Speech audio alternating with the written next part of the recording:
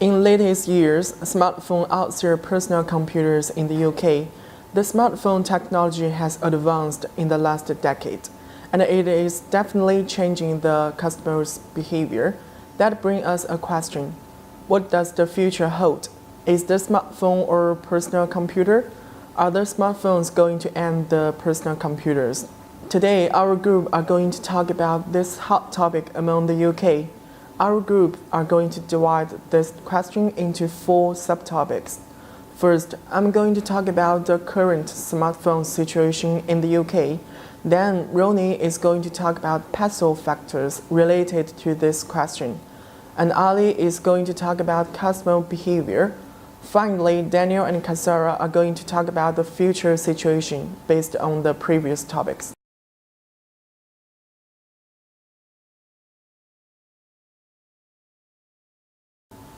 Smartphones have overtaken laptops as the most popular device for getting online. Smartphones are transforming the way we communicate. According to the Ofcom organization, the main feature of smartphone situation in UK are 3. First, smartphone overtake laptops as UK internet users' #1 device.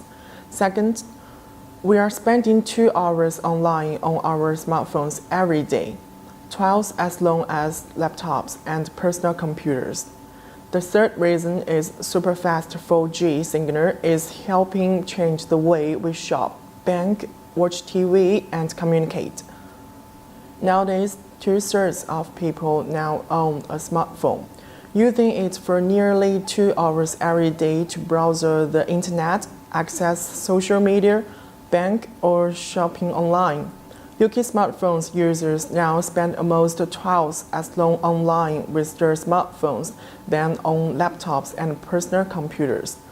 Smartphones have become the hub of our daily life and becoming more powerful as the days go by. Nowadays, smartphones are almost as powerful and functional as a full-fledged personal computer. According to another website information, Gartner, PC sales have been dropping for the past 5 years. Smartphones sales, on the other hand, have continued to grow, as seen in this chart. Why smartphones are outselling than personal computers in the present day in UK? The reasons are 5.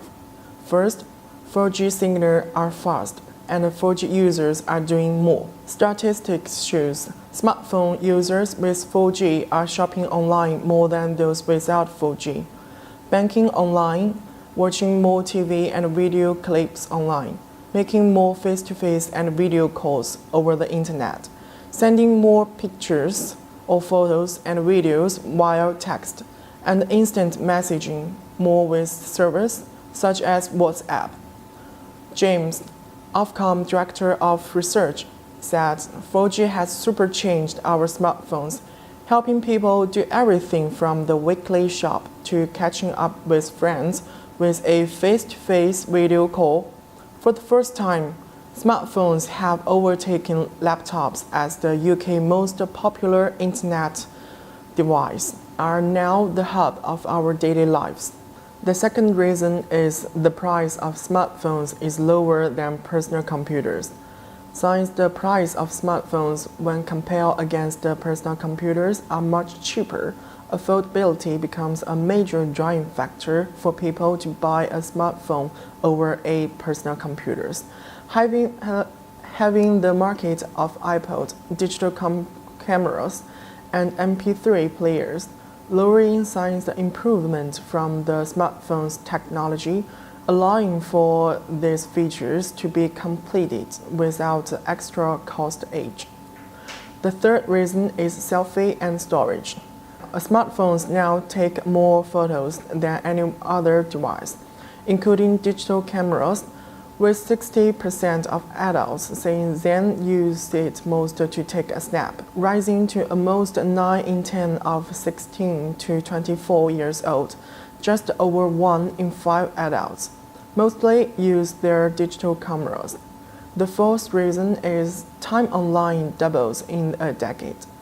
People think their time online is bringing benefits. Almost two-thirds of online adults agree that being online is invaluable for keeping them informed about current issues, and 6 in 10 agree it helps keep them in touch with close family and friends. The last reason is TV viewing habits are changing.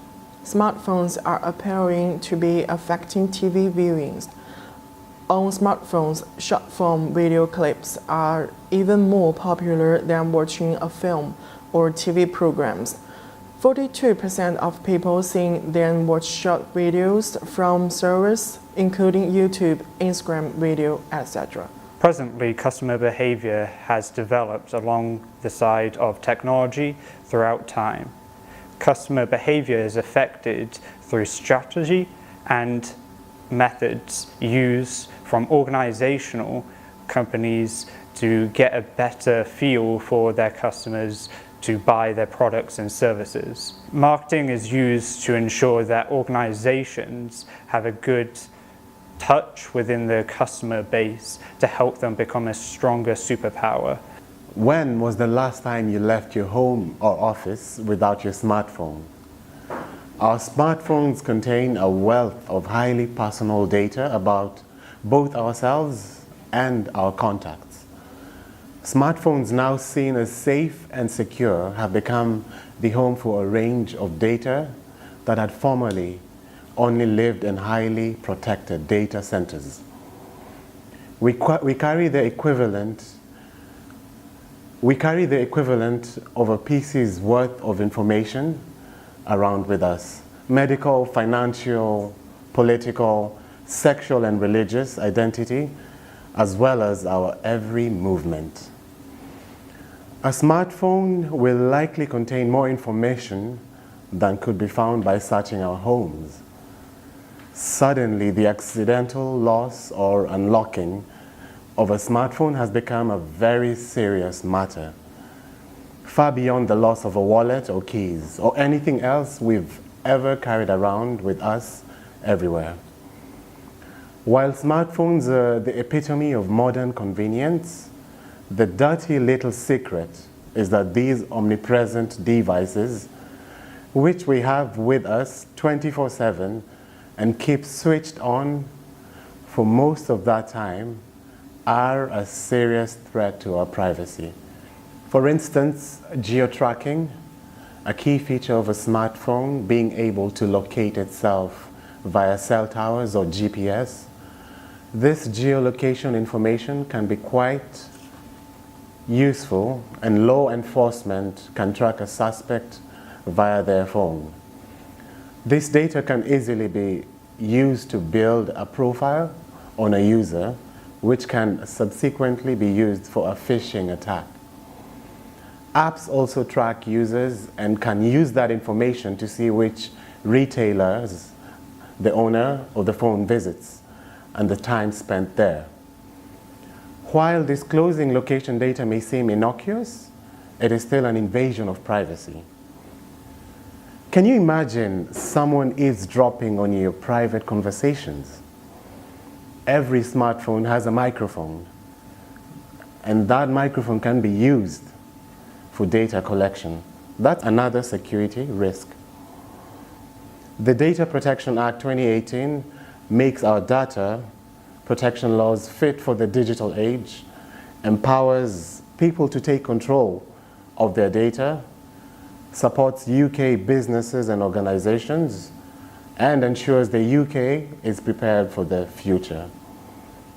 The Act supplements the EU General Data Protection Regulation and incorporates it into UK law. Smartphone technology has played a key role in allowing businesses to leapfrog traditional models and create disruptive new ways of accessing markets and customers. Retailers have discovered ways to harness our growing love affair with smartphones. The huge and increasing level of smartphone adoption in the UK continues to have a major impact on marketing. Businesses are now under more pressure to ensure their website presence renders effectively across a range of mobile devices, and that their marketing takes into account the dominance of smartphones used for accessing the internet. The massive increase on social media use via mobile has a number of implications for marketing.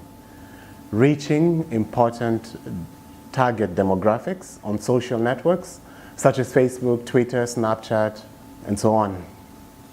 There's something exciting about having the latest smartphone. While for some it might be about having a status symbol, for others it's simply knowing you can trust the technology to work. Research has shown that mobile applications have yet to catch up with what consumers want. Expectations are very high.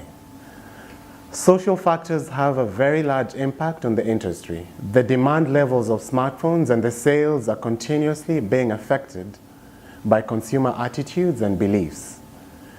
In addition, people have smartphones not just for communication, but it also adds a peace of mind or for personal safety.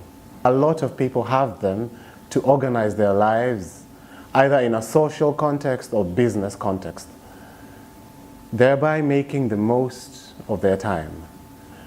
It also provides more convenient access to other services like banking, working, and so on.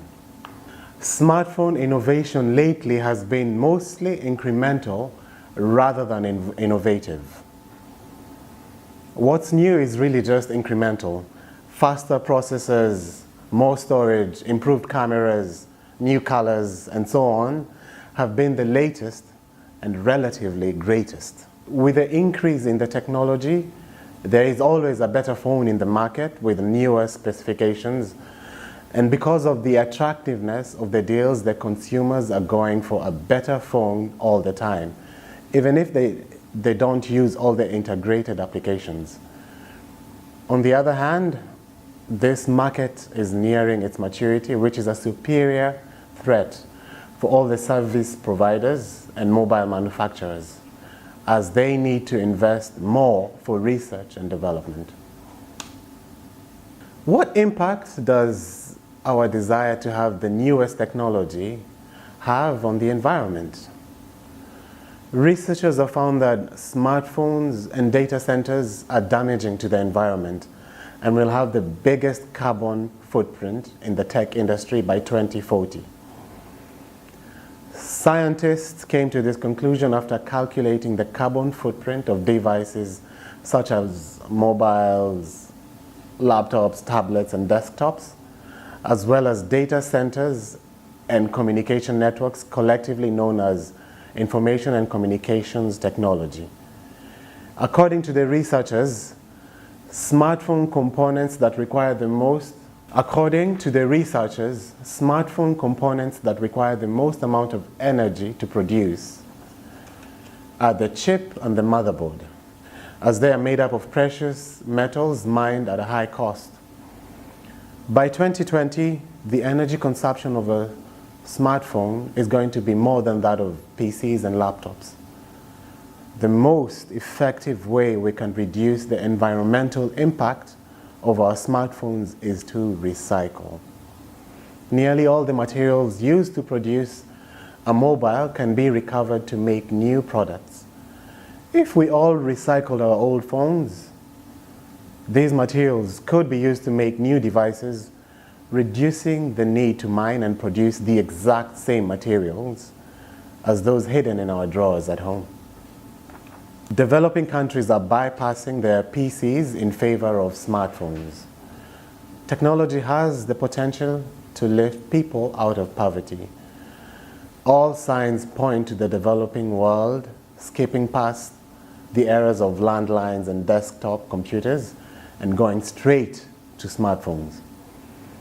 That potential for two-way communication is changing the face of international development. For the first time ever, we're able to have a clear line to people who are in the middle of nowhere to give them a sense of a future, information, opportunity, and choice. Governmental and non-governmental organizations are using phones to substitute for physical infrastructure in developing nations. Health initiatives, agricultural solutions, banking networks, and education are being conducted over mobile networks every day. What's more, they're mostly using SMS, the most elementary for mobile phone communication technologies, but one that's handled by even basic or out-of-date phones.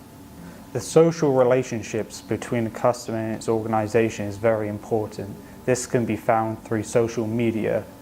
Many different organizations own multiple different social media accounts. This could be found through Twitter, Facebook, and even their own website. These are very important as the customers highly value these relationships and connections to the organization to ensure that a good product could be found from their experience. The majority of these customers prefer to have these connections found within multiple different ways to ensure that there are multiple different avenues in case one goes down or has a problem. Organizations are founded within special moments, as found by Apple.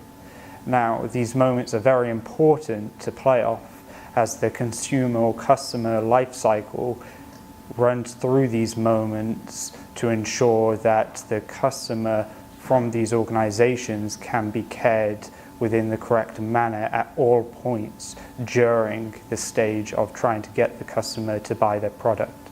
As shown in the information before, computers and mobile phones have gone through a lot of transition in a short time. Despite the increase in sales of mobile phones, laptop sales have remained quite stable in comparison. This is in contrary to most predictions made in the 2010s that the laptop will become obsolete in comparison. The technology landscape is changing rapidly. In the future, I believe there will be no clear winner as mobiles and laptops both evolve. With smartphones becoming more and more powerful, they have advantage over computers in many aspects, such as efficiency, functionality, and mobility. The main area that computers are still crucial are education and work.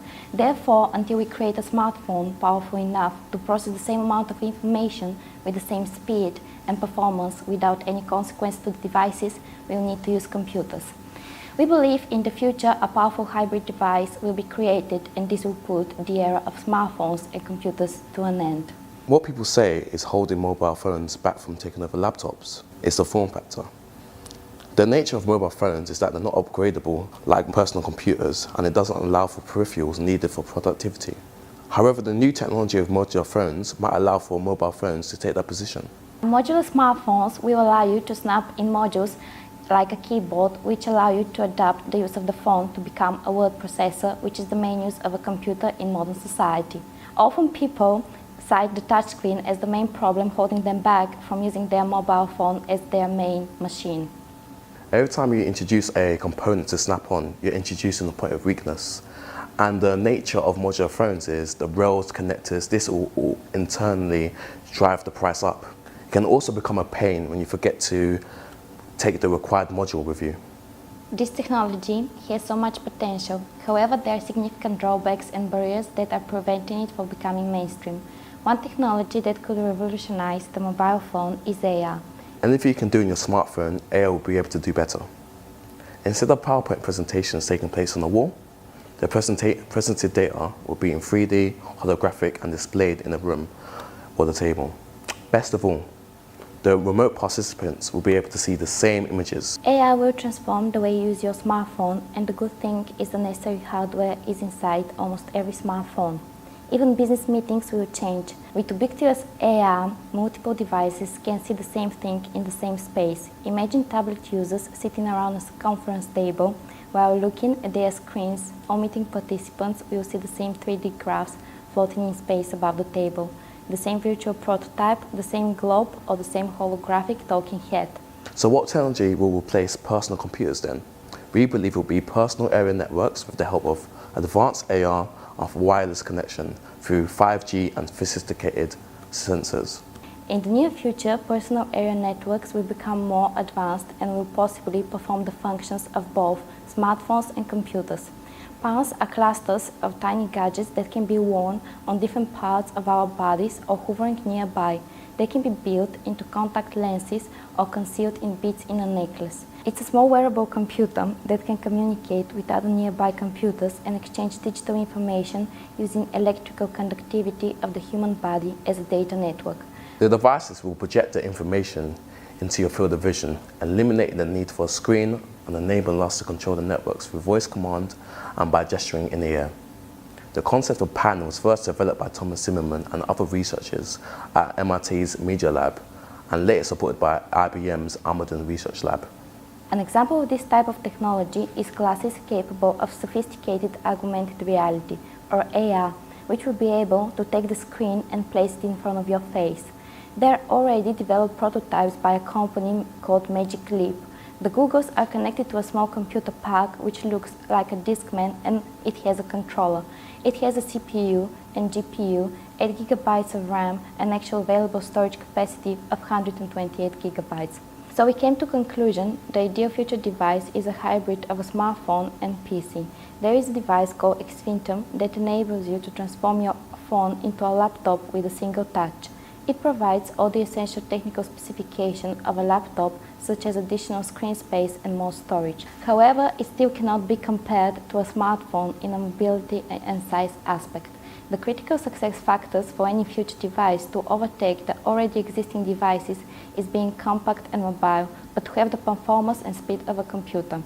In social aspect, one of the barriers for AR to replace smartphone is that we will receive notifications 24/7 in front of our eyes, possibly while walking, which could get us distracted while crossing the street or working. Another important disadvantage might be that having your location also known, you might be getting spam in front of your eyes constantly by the places surrounding you. This also raises ethical issues such as invading privacy and intruding into people's personal life. The technology that might replace smartphones and PCs in the future has a great chance of not being developed yet, or maybe we can't comprehend it right now. Ideally, it will be a device that interfaces your brain and is directly controlled by it.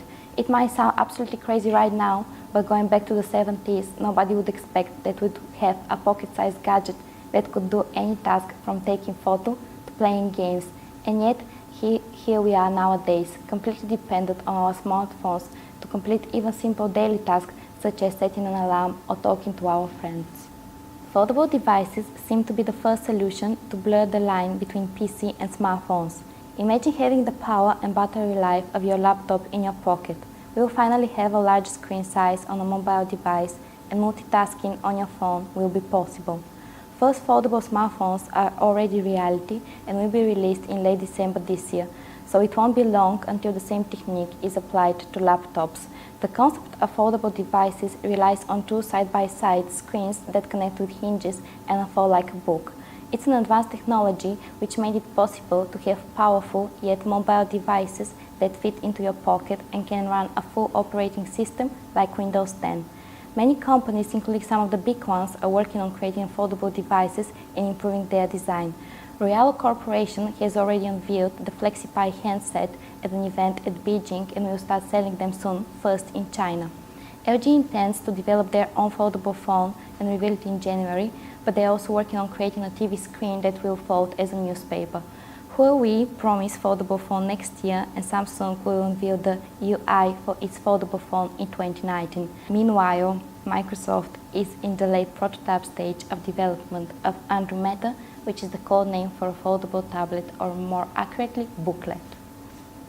Organizations are going to collect a lot of data through the life cycle model, and this model is going to collect a large amount of data to ensure that the customers could be treated as individuals and not as groups, to ensure that the special moments could be created between the organization and these customers. The best way to understand the future could be done by looking at the past. A previous example of this is shown within the Google Glass. The Google Glass can be easily shown as a failure from Google, from the experience of not really selling or earning much money, while the public found a negative opinion shown from the product. Privacy and security are a massive problem when using the Google Glass, as shown. This negative point was clearly shown from different organizations such as hospitals, casinos, bars, and other places banning the Google Glass from being occupied upon a user's head during that environment. The Google Glass privacy and security have massive issues with the collection of data being protected from Apple. The second negative from the Google Glass was a health risk wearing the device upon the user's head throughout the day, which could cause serious harm from the radiation given off from the device, just like a phone call throughout the day of a user being 24/7. While the Google Glass was a great experiment, the price cost was vastly underestimated from Google as being a price of £1,500. Now wearable devices have decreased during that time to around £200 to £300. The price difference was just too much for the general public to acquire the device easily.